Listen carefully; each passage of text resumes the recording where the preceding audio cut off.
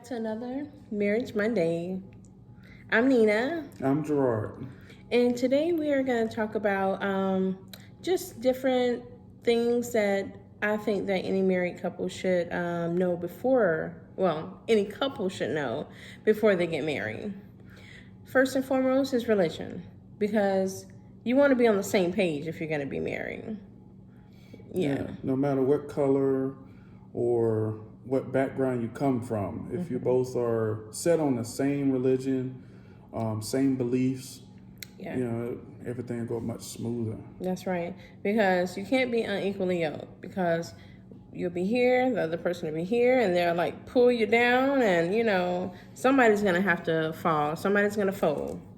And the second one, I have my little note thing here, and I wrote it on the back of an envelope.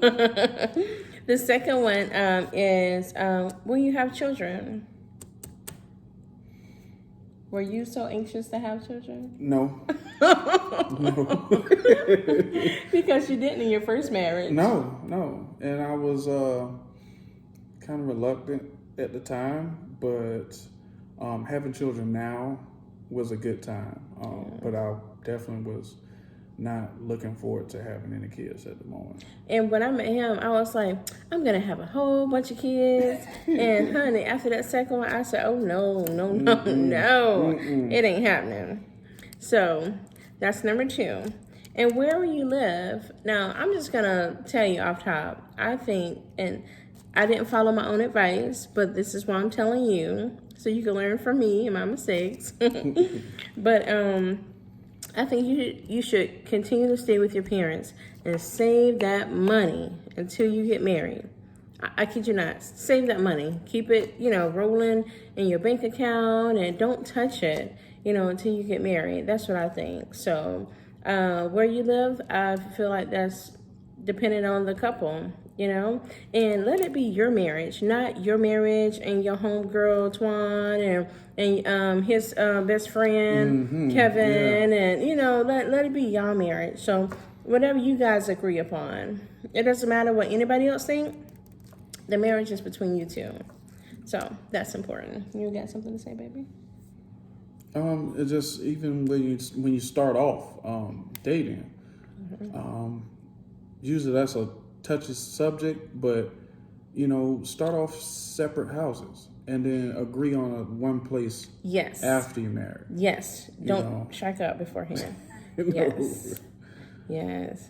And debt. Okay, we've already talked about the debt thing. Y'all know how adamant I am about saving money, because if you don't save now, like Dave Ramsey said, you have to live like no one else, so later on you can live like no one else. I mean, it might be a struggle right now, but I mean, when you start saving, and then you like, man, like stuff is not, I can eliminate stuff, which brings me to my next point. Champagne taste with a beer budget. That's totally me. You understand what I'm saying? Isn't that right, baby? So I have a champagne taste, I kid you not, with a beer budget. And but the thing is, like, I like stuff, but I don't like spending money on it. And I could go without internet. I could go without a phone. I could go without, just to save my. I am that type. I am. Ain't a babe. Until you figure out, well, I can't call such and such because I ain't got the internet or the phone. Well, let's get the minimum. But no, I'm telling you, that's how I was. That's how I've always been until I got married and then had a family. And then I realized, you know what? I have to compromise a little bit, because I could go without TV. I could go without internet. As long as I got me a little cell phone, I don't need a house phone, I don't need just certain things I could live without, but that's just me. I have a family now, so, I compromise for them as well, but I really do have a champagne taste on a beer budget. I do. So gender roles. I know we talked about gender roles before. Like, we have to exit out. Okay, there's no gender roles. Okay, like the wife is not going to be in the kitchen barefoot and pregnant and having babies after babies, and the husband going out to work. It's not like that now. Okay. Sometimes he cooks, like he cooked tonight. Sometimes I'll cook. Yeah. Most of the times he does the laundry. I honestly, without him knowing, I know he's right here, but listen, I intentionally leave the clothes in the laundry basket for and he does the laundry. I think he gets the hint. Yeah.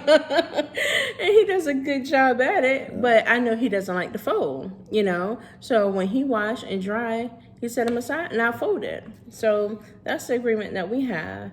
Whoever gets to it first gets to it. Yeah, and it's just like, I'll go out and cut the grass, and, some days she'll go out and just feel like wanting to cut. Mm-hmm. Be like, I just want it done. So she'll go out and cut it. Because I am like the I want it done yesterday type chick. Yeah. You know what I'm saying? Yeah. And a very, very important thing, and I don't know, this is not a taboo subject, but it's very important in a marriage, and that is sex. Sex is very important. I know it's very important to me, because if I do not have sex, I'm like, okay. But it's true, you need sex in a marriage to keep you, a little off the edge, take that edge off. For both couples, for both parties. And that's why God created a marriage. So one man and one female can be together and, have sex and multiply, and love each other to death do us part, and make God the center of their marriage. So their kids can learn about God and grow and have like other generations of families from this one seed. Other generations will come and they will know about God.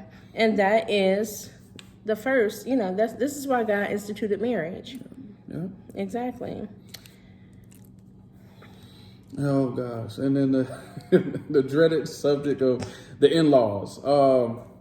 Yeah, you put me on that one. Nah, but I got good in-laws, so I could do this, okay.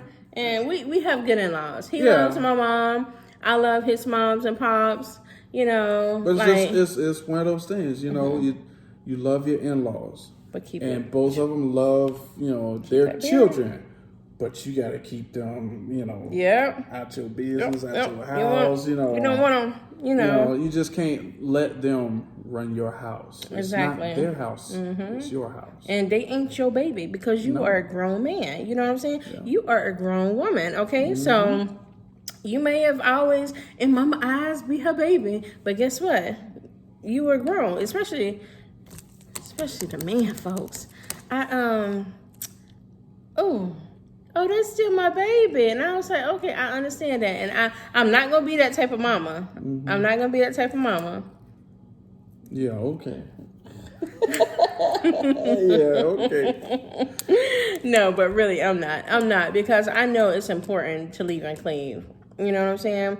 And I'm so blessed to have good in-laws. And, my mom loves Gerard like her very own son. Yeah. So, And the very last one is what we are aiming for.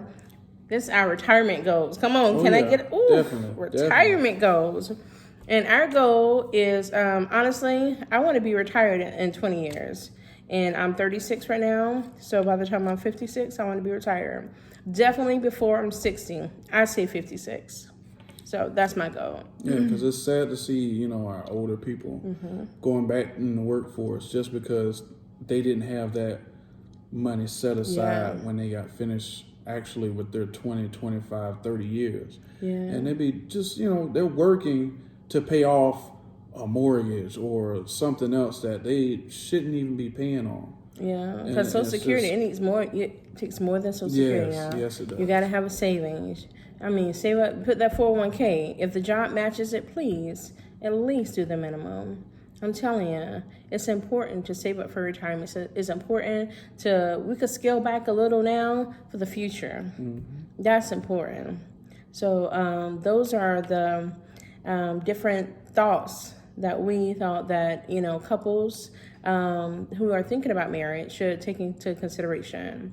So that concludes another Marriage Monday. You have anything else to say? I'm done. All right. Peace out, y'all.